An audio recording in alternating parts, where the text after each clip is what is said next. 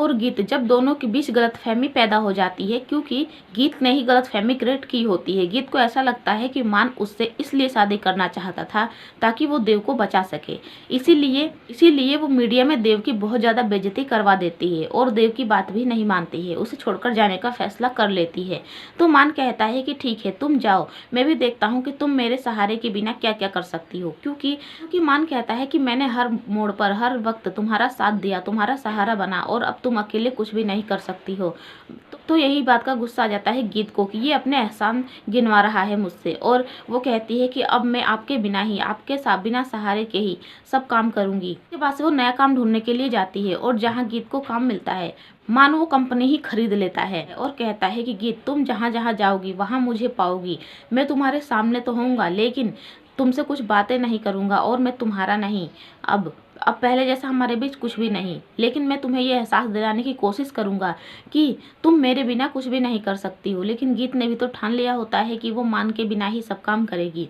वह जिस कंपनी में गीत को नौकरी लग जाती है उस कंपनी में केवल लड़के ही काम करते हैं, लड़कियां बिल्कुल भी काम नहीं करती है। तो वो लोग गीत को बिल्कुल पसंद नहीं करते हैं और चाहते हैं कि गीत कंपनी छोड़कर चली जाए, इसीलिए गीत को बार बार परेशान करते हैं। वहीं वो ले जाकर गीत को एक कमरे में बंद कर देते हैं और कहते हैं कि अब तुम इससे बाहर ही नहीं निकलोगी, क्योंकि वो लोग कहते हैं कि हम ब्रह्मचारी हैं और हम सबके बीच में तुम क्या करने के लिए आई हो। उसके बाद से मान ने जब कंपनी खरीद ली होती है तो गीत को भी पता नहीं होता है और मान जाता है कंपनी में अपनी।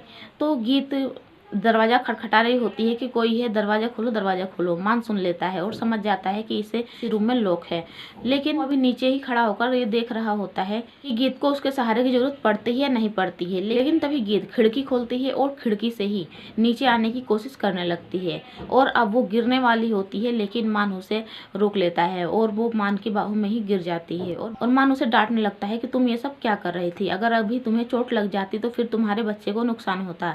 लेकिन गीत और मान दोनों में इतनी ज़्यादा नाराज़गी हो चुकी है कि गीत तो अब सोचती है कि मुझे कुछ भी हो जाए, इससे आपको क्या। और फिर वो मान से कहती है कि आप यहाँ पर क्या करने के लिए आए हैं। तो कहता है कि ये कंपनी मैंने खरीद ली है। तो गीत कहती है कि अब मैं इस कंपनी में काम नहीं करूँगी। वो जाने लगती है।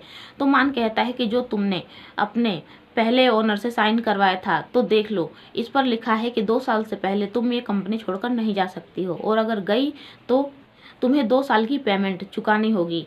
तो अब गीत कहाँ से इतने सारे पैसे लाएगी, इसीलिए गीत सोचती है कि अब तो मुझे करना ही होगा काम यहाँ पर, लेकिन अब मैं मान को भी सबक सिखाऊंगी कि मैं इनके बिना कोई भी काम कर सकती हूँ।